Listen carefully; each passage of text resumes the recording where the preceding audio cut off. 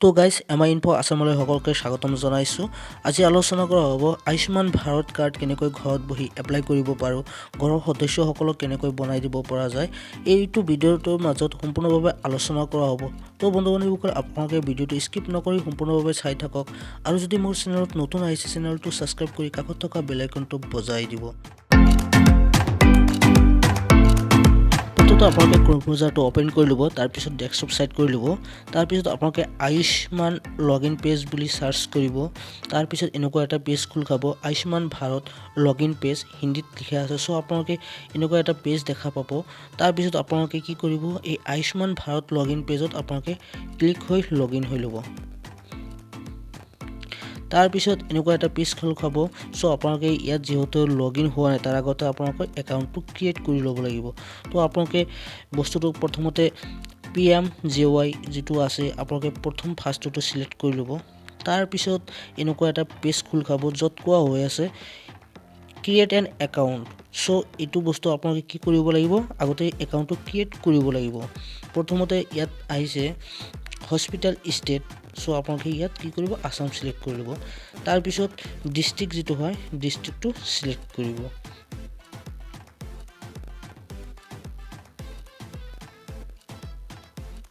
চ' district select কৰাৰ পিছত hospital name, চ' আপোনালোকে ইয়াত যিটো হস্পিটেল নেম হয় আপোনালোকে সেই বস্তুটো ইয়াত লিখি দিব।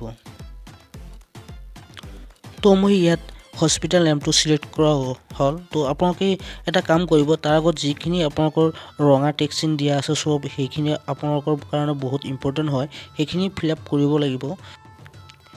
তাৰপিছত হস্পিটেল পেৰেণ্ট টাইপ, চ' আপোনালোকে ইয়াত ক্লিক কৰিব।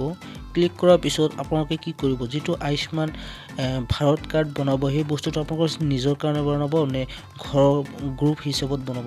তাৰ কাৰণে আপোনালোকে যদি নিজৰ কাৰণে বনোৱা হয় তেনেহ'লে আপোনালোকে এই বস্তুটো কি কৰিব, ছিংগল টিক চিন দি দিব।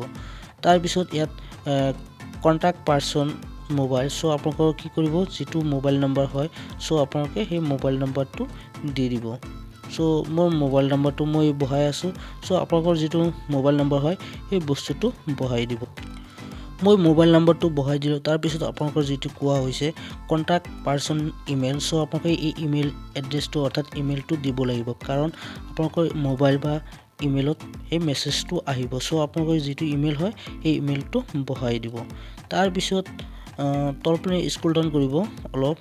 ইয়াত কি কোৱা হৈ আছে, চ' ইয়াত আকৌ কোৱা হৈছে হস্পিটেল টাইপ, যিটো আপোনালোকৰ হস্পিটেল টাইপ হয় সেইটো আপুনি ইয়াত চিলেক্ট কৰিব, কাৰণ আপোনালোকৰ হস্পিটেলটো কোনটো টাইপ হয়, প্ৰাইভেট হয় নে কি হয়, গভৰ্ণমেণ্টৰ হয় না পাব্লিক ফিগাৰৰ কাৰণে হয়। চ' আপোনালোকে সেই বস্তুটো চিলেক্ট কৰি দিব। চ' মই ইয়াত পাব্লিকৰ কাৰণে চিলেক্ট কৰিছোঁ, কাৰণ পাব্লিকৰ কাৰণে দিয়া হয়। তাৰপিছত ইয়াত কোৱা হৈ আছে ইণ্ট টাইপ, ইয়াত আপোনালোকৰ অট'মেটিকলি এইটো চিলেক্ট হৈ আছে। তাৰপিছত কোৱা হৈ আছে do you have a NIN ID, so' আপোনালোকে ইয়াত যদি NIN ID থাকে তেনেহ'লে ইছ মাৰি দিব, আৰু যদি নাই তেনেহ'লে ন' মাৰি দিব। চ' তাৰপিছত হস্পিটেল চাব টাইপ যিটো দিয়া আছে আপোনালোকে সেই বস্তুটো চিলেক্ট কৰি ল'ব। ইয়াত কি কৈ আছে, যিটো বস্তু যে আপোনালোকৰ PH হয় বা CH হয় সেই বস্তুটো আপোনালোকে কি কৰিব, চিলেক্ট কৰি দিব। চ' মই ইয়াতে মোৰ যিটো হয় মই সেইটো চিলেক্ট কৰিছোঁ, আপোনালোকৰ যিটো হয় সেইটো আপুনি কৰি দিব। তাৰপিছত ইয়াত কোৱা হৈ আছে I do not have a NIN ID, so' আপোনালোকৰ যদি NIN ID নাই তেনেহ'লে আপোনালোকে ইয়াত কি কৰিব, টেক্সট চিন দি দিব। ইয়াৰ পিছত আপোনালোকে ইয়াত কোৱা হৈছে note if you do not have a NIN ID click NIN registration link to register. যদি আপোনালোকৰ NIN IDটো নাই তেনেহ'লে আপোনালোকে সেই বস্তুটো নিজে বনাব পাৰে। তো আপোনালোকৰ ইয়াৰ পিছত কি কোৱা হৈছে, এটা কেপচা দিয়া আছে, চ' আপোনালোকে কেপচাটো বহাব। বহোৱাৰ পিছত ক্ৰিয়েট একাউণ্টত আপোনালোকে ক্লিক কৰি দিব। চ' মই বস্তুটো বহাই আছোঁ। চ' মই ইয়াত কেপচাটো বহালোঁ, তাৰপিছত ক্ৰিয়েট একাউণ্টত মই ক্লিক কৰা হ'ল। চ' তাৰপিছত ইয়াত কোৱা হৈ আছে are you sure you want to create hospital account with give information. So' আপোনালোকে এই বস্তুটো কি হ'ব, আপোনালোকৰ হস্পিটেলৰ পৰা ইনফৰমেশ্যন কৰিব, এইটো আপুনি ইচ্ছুক হয় নে নাই সেই বস্তুটো সোধা হৈছে। চ' আপোনালোকে এই বস্তুটো কি কৰিব, ক্লিক কৰিব।